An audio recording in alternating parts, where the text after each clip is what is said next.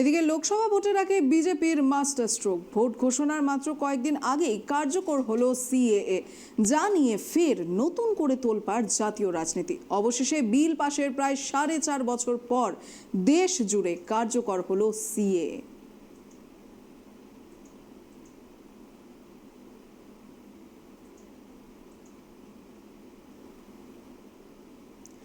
আর এদিকে এই সিএ এর অধীনে মতুয়া সম্প্রদায় নিয়ে এক প্রকারের জল্পনা কল্পনা চলছিল।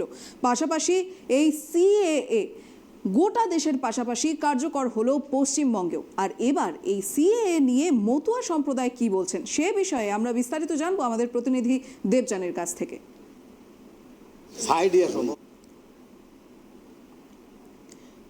দেবযানী, কি জানতে পারছো এই সিএএ কার্যকর হওয়ার পর থেকে এই মতুয়া সম্প্রদায় মূলত কি বলছে এই বিষয়ে?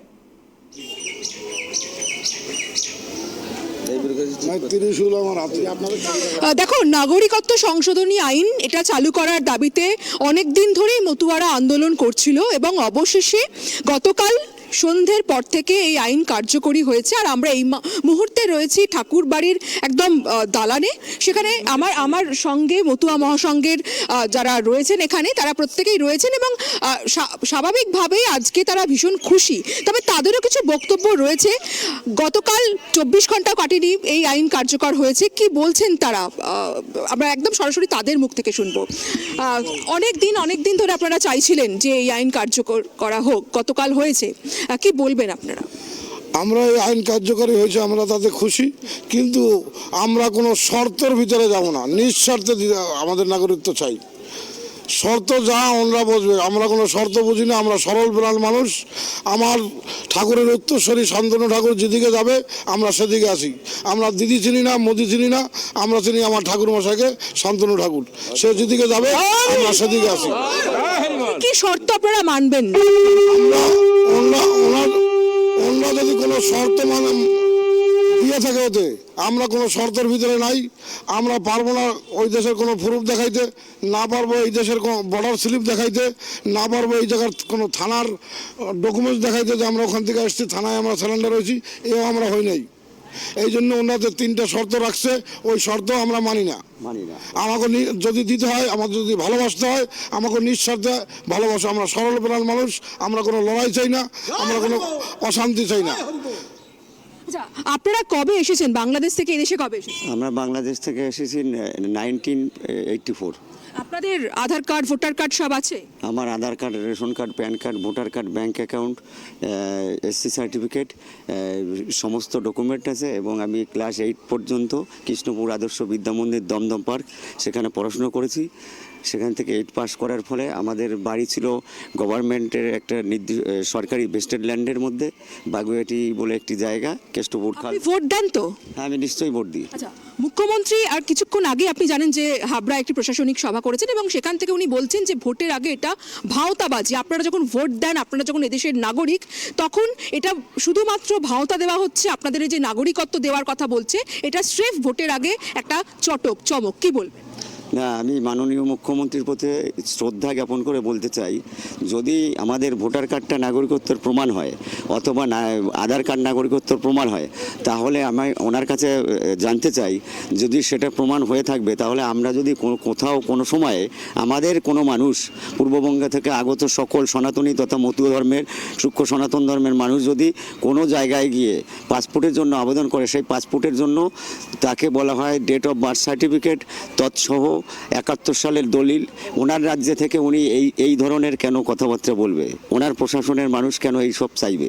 যদি আমি নাগরিক হব, ভোটার কার্ড যদি নাগরিকত্ব হয়, আধার কার্ড যদি নাগরিকত্বের প্রমাণপত্র হয়, রেশন কার্ড যদি নাগরিকত্বের প্রমাণপত্র হয়, প্যান কার্ড যদি নাগরিকত্বের প্রমাণপত্র হয় এবং তৎসহ ব্যাংক অ্যাকাউন্ট যদি নাগরিকত্বের প্রমাণপত্র হয় এবং এসসি সার্টিফিকেট যদি নাগরিকত্বের প্রমাণপত্র হয়, এত কিছু থাকা সত্ত্বেও সেই মানুষকে কেন বলা হচ্ছে যে আপনি 1971 সহ আপনার বার্থ সার্টিফিকেট প্রয়োজন, তৎসহ যদি আপনার মা বাবা মৃত হয়, আপনার মা এবং বাবা উভয়ের ডেথ সার্টিফিকেট শো করতে হবে, তবেই পাসপোর্ট হবে।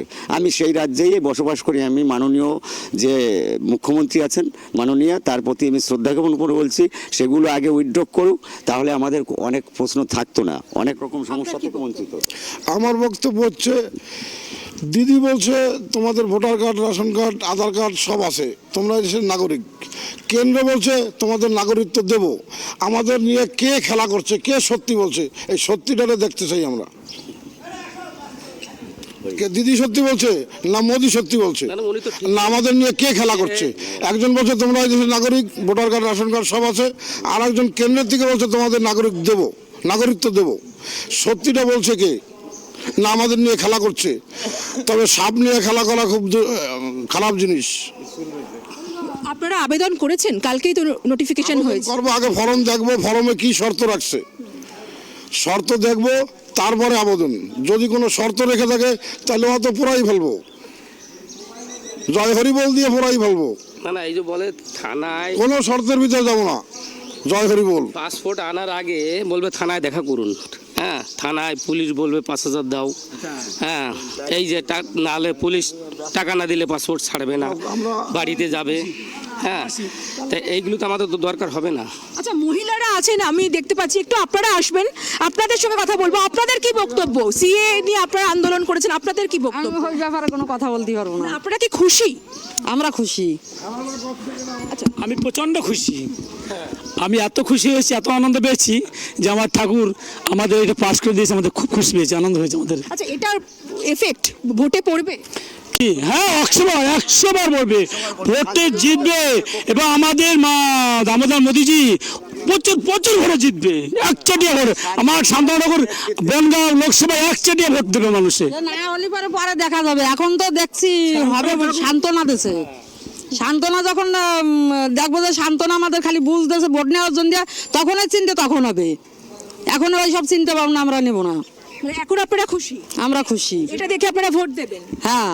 কিন্তু আজকে মুখ্যমন্ত্রী যেটা বলেছেন যে এটা যখনই আপনারা আবেদন করবেন তখনই আপনারা অনুপ্রবেশকারী হয়ে যাবেন, তার কারণ আপনারা অলরেডি নাগরিক এখানকার, আবার আপনাদের নতুন করে এই আবেদনটা করা মানে আপনাদের এটা অনুপ্রবেশকারী তালিকায় আপনারা চলে যাবেন, এমনকি আপনাদের ডিটেনশন ক্যাম্পেও নিয়ে যাওয়া হতে পারে। কি বলবেন? এটা সম্পূর্ণরূপে এই রাজ্যের যিনি ক্ষমতায় রয়েছেন তার ব্যক্তি স্বার্থ চরিতার্থ করার জন্য ভোট রাজনীতির একটা বক্তব্য তিনি পেশ করেছেন। এই বক্তব্যের সঙ্গে মতুয়া তথা সূক্ষ্ম সনাতন ধর্মের মানুষের কোনো সংযোগ বা সম্পর্ক নেই। এটাও কিন্তু মমতা বন্দ্যোপাধ্যায় বলছেন যে যদি এই আইনটা কার্যকর করার থাকতো তাহলে শুধু এতদিন সময় লাগলো কেন, এত ভোটে নির্বাচনের আগে কেন করলো? নির্বাচনের আগেই করে, এই প্রশ্নটা আপনাদের মনে আসছে? হ্যাঁ, নির্বাচনের আগে করার কোনো প্রয়োজন নেই। যিনি নরেন্দ্র মোদী তিনি যে বার্তা দিয়েছিলেন প্রথম, সেই বার্তাকে ফলপ্রসূ করার জন্য যে সময় তিনি সঠিক বলে মনে করেছেন, সেই সঠিক সময়ে সঠিক কর্ম করাটা হচ্ছে সেই রাজশক্তি যিনি বসে রয়েছেন তার প্রধান কর্তব্য। তিনি সেই কর্তব্যটাকে সঠিকভাবে পালন করেছেন, এটা উনিও করে থাকেন, ইনিও করেছেন। এটা নিয়ে উনি অযথা জলঘোড়া এবং তৎসহ সাধারণ মানুষকে বোকা বুঝিয়ে বিবৃত বা বিকৃত করার মন্তব্য চালানো হচ্ছে। এটা সাধারণ মানুষ বুঝে গেছে, এতে কোনো ফলপ্রসূ হবে না। ভোট শান্তনু ঠাকুরের নেতৃত্বে, আমরা শান্তনু ঠাকুরকে চিনি এবং তার নেতৃত্বে তাকে আমরা মানি, তার নেতৃত্বে সে যেদিকে চলতে বলবে আমরা সেইভাবে চলবো। জয় জয় শান্তনু ঠাকুর। উনি যা বলে তাই করে ছাড়ে, বুঝলে? দেখো, একটা বিষয় খুব স্পষ্ট যে এই সিএ গতকাল থেকে কার্যকর হওয়ার পর থেকে এই মতুয়া সমাজ তারা খুব খুশি, কারণ তাদের একটাই বক্তব্য যে তাদের নানান রকম সমস্যায় পড়তে হচ্ছিল এই নাগরিকত্ব না থাকার জন্য, বিশেষ করে পাসপোর্টের আবেদনের ক্ষেত্রে তাদের সমস্যায় পড়তে হচ্ছিল, এবং তারা এটাও জানালেন যে এটার প্রভাব ভোট বাক্সে পড়বে এবং যে এই দিনটার জন্য তারা অনেক দিন ধরেই অপেক্ষায় ছিলেন এবং সেই দিনটা যখন এসেছে ফলে এই আজকের এই দিনটাকে তারা স্বাগত জানাচ্ছে এবং তারা ভীষণ খুশি, সেটা কিন্তু তাদের বক্তব্যে খুব স্পষ্ট হলো। এবং আজকে মমতা বন্দ্যোপাধ্যায় তিনি যে বক্তব্য রাখলেন হাবড়ার প্রশাসনিক বৈঠক থেকে, তিনি একাধিক আশঙ্কার কথা শুনিয়েছেন, মতুয়াদের সতর্ক করেছেন। আপাতত যাদের সঙ্গে আমরা কথা বললাম তাদের অনেকেই দেখলাম তারা শান্তনু ঠাকুর অর্থাৎ বিজেপির যিনি এখানে সাংসদ সে শান্তনু ঠাকুরের অনুগামী, এবারে শান্তনু ঠাকুর লোকসভা এই কেন্দ্রের প্রার্থীও। তবে এটাও তাদের কাছ থেকে শোনা গেল যে তারা খুব স্পষ্ট করে জানালেন যে তারা কিন্তু কোনো শর্ত মানবেন না, অর্থাৎ যদি তাদের ওপর কোনো শর্ত চাপানো হয় তাহলে তারা কিন্তু সেই শর্ত এড়িয়ে যাবেন, শর্ত মানবেন না। তারা নিঃশর্তভাবে এই নাগরিকত্ব চাইছেন, সেটাও কিন্তু তারা পাশাপাশি জোরালোভাবে দাবি করেছেন, জানিয়েছেন। দিশা। একেবারে ধন্যবাদ দেবযানী। আর এদিকে যে প্রশ্নটা এখনো অবধি থেকে যাচ্ছে যে যেখানে রেশন কার্ড, ব্যাংক অ্যাকাউন্ট, আধার কার্ড, ভোটার কার্ড সমস্ত কিছু যেগুলি দেশের নাগরিকত্বের প্রতীক হিসেবে ব্যবহার করা হয়, সেই সমস্ত কিছু থাকার পরেও তাদেরকে এই কায়ের আওতায় নিয়ে চলে আসা হচ্ছে। তো সেখানে এই কথাটা কিন্তু থেকেই যাচ্ছে কি পরবর্তীকালে যদি তারা সিএ এর অধীনে চলে যায় তাহলে কি তাদেরকে অনুপ্রবেশকারী বলা হবে, আর সেই অনুপ্রবেশকারী বলা হলে তারপরে পদক্ষেপ কি থাকবে সে বিষয়ে চোখ থাকবে ট্রাইব টিভির।